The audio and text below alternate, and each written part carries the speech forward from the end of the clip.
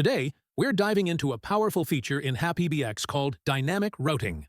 Dynamic routing is designed to automatically reconnect a returning caller with the exact extension they were recently speaking with. If a call drops, this feature ensures that their next call goes directly back to the right person, bypassing the standard routing paths. Step 1. Enabling the feature on extensions. Before we configure the global settings, you must enable dynamic routing on the individual extensions that will use it. Navigate to PBX, then Extensions, and select the Extensions option. Choose the extension you wish to modify and click on the Advanced tab. You find the dynamic routing setting and simply toggle it on.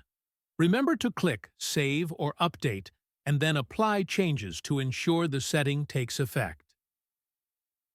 Step 2. Configuring the general settings. Now that it's enabled, let's fine-tune how the feature behaves. Go to PBX, then call Routing, and select Dynamic Routing.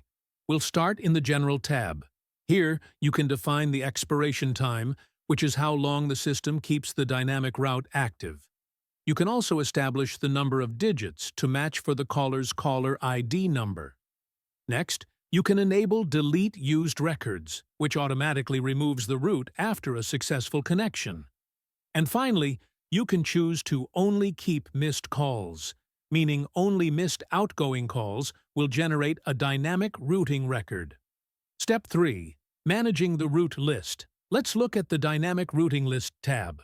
This table provides a real-time overview of all the active dynamic routes, showing you the caller information and the destination extension.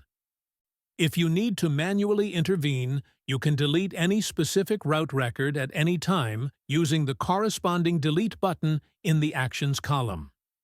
If you made any changes in the general settings, don't forget to click Save and then Apply Changes.